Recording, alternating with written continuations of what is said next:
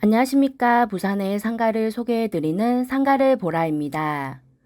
최근 기획재정부에서 주택을 상가로 용도 변경하여 매각하는 것에 대한 유권 해석을 달리하여 앞으로는 주택을 근생으로 용도 변경해서 잔금을 치르는 것이 어려워질 것으로 보입니다.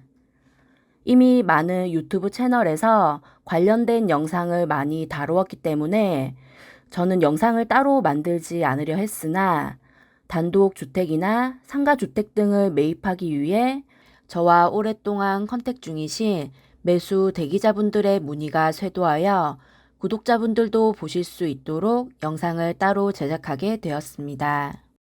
먼저 최근 기재부에서 질의회신된 내용을 한번 살펴보겠습니다.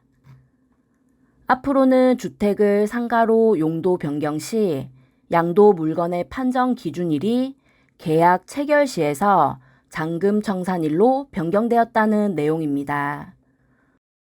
먼저 변경된 내용을 보기 이전에 기존에 진행되어 왔던 현장 상황에 대해 간략히 말씀드리겠습니다. 일단 주택을 근생으로 용도 변경하여 매입하려는 이유는 다양합니다.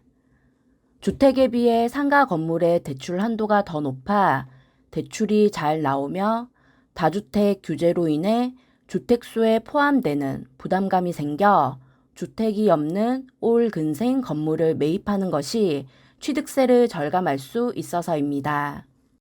또한 대출 규제의 일환인 RTI로 인하여 매입하려는 건물의 임대 수익이 저조할 경우에는 개인의 경우에 대출 규제를 많이 받게 되어서 대출 한도가 보수적으로 책정되기 때문에 개인으로 매입하는 것보다는 법인의 대출 한도가 훨씬 높기 때문입니다.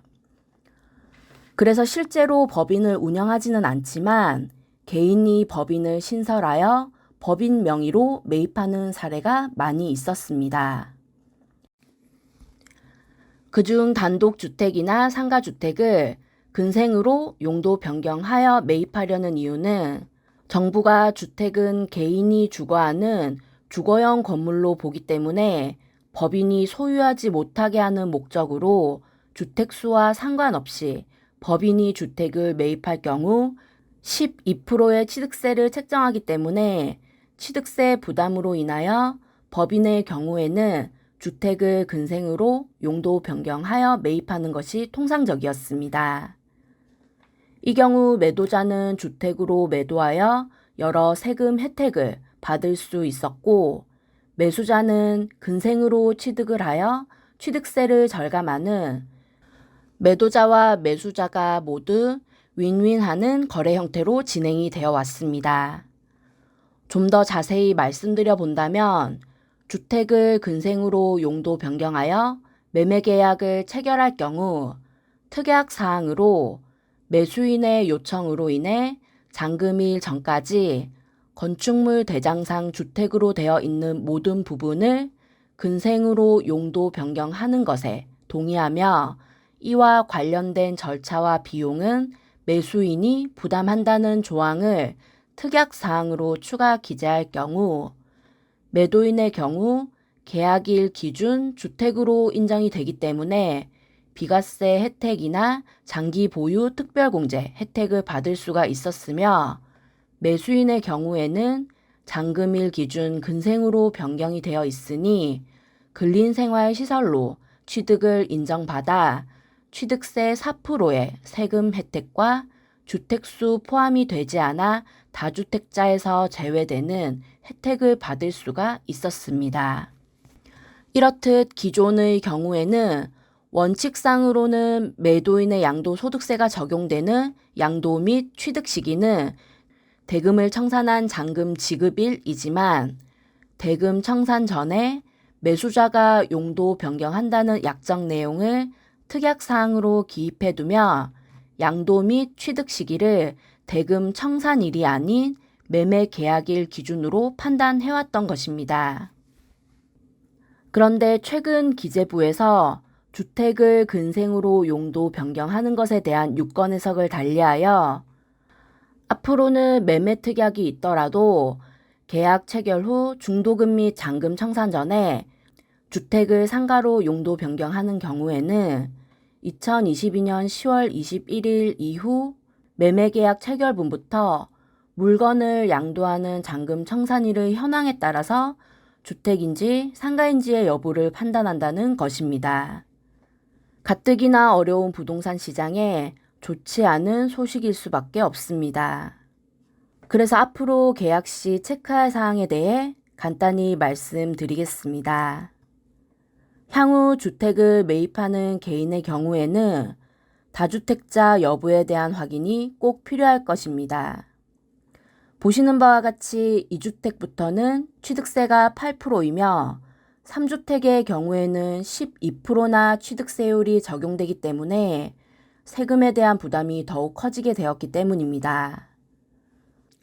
그리고 법인이 주택을 매입하는 경우에는 앞서 말씀드린 바와 같이 1주택이나 2주택 등 주택수 여부와는 전혀 상관없이 무조건 12%의 취득세를 내셔야 하기 때문에 향후 부동산 시장에서 법인으로의 취득은 현저히 감소할 것으로 예상이 되고 있습니다. 여기서 최근 기재부에서 질의회신한 사항에 대해 매우 중요한 쟁점 사항이 발생될 걸로 예상되는 부분이 있습니다. 바로 매도자가 건물을 철거하여 건물 등기를 완전히 멸실한 후에 건축물 대장이 없는 토지 상태로 매매하는 케이스에 대한 내용인데요. 매수자 입장에서는 토지에 대한 취득세로 적용이 되기 때문에 크게 문제될 것이 없다고 보여지지만 매도자 입장에서는 잔금일 기준 건물이 멸실되어 있는 나대지 상태이기 때문에 이것을 토지 매매로 볼 것인가 아니면 주택 매매로 볼 것인가에 대한 부분입니다. 만약 해당 케이스가 토지 매매로 적용이 된다면 매도자의 비과세나 장기 보유 특별공제 혜택이 불가해지기 때문입니다. 다른 의견으로는 건물을 철거하여 멸실한 후 토지 상태로 매매를 하더라도 주택으로 양도세 신고가 가능하다는 이야기는 있습니다. 하지만 해당 부분에 대한 명확한 유권 해석 및 법령이 없는 상태이므로 각자의 의견이 다른 상황이니 앞으로의 추이를 좀 더 지켜봐야 할 것으로 보입니다. 그렇다면 향후 부동산 시장은 어떻게 흘러갈 것인가를 생각해 보았습니다. 우선 매도자가 주택을 근생으로 용도 변경하게 되면 양도세 부담이 너무 커지기 때문에 용도 변경을 하지 않고 주택으로 매도할 수밖에 없게 됩니다. 그렇다면 주택으로 매입을 하는 매수자의 취득세 및 대출 규제 등의 부담 부분을 고려하여 매매 가격을 조절해 줄 필요가 있을 걸로 보입니다.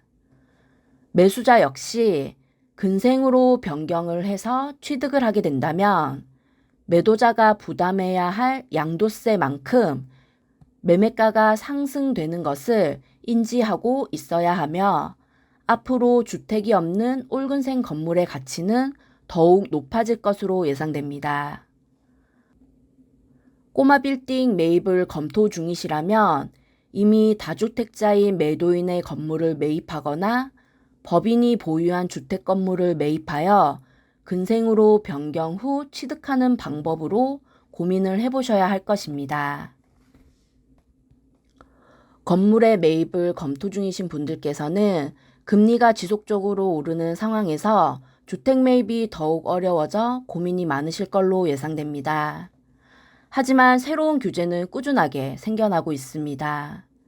급변하는 시장 속에서 전문 공인중개사를 통하여 매도 매수자의 협의하에 함께 해결해 나간다면 어려운 상황이지만 좋은 매물을 거래할 수 있으리라 생각됩니다.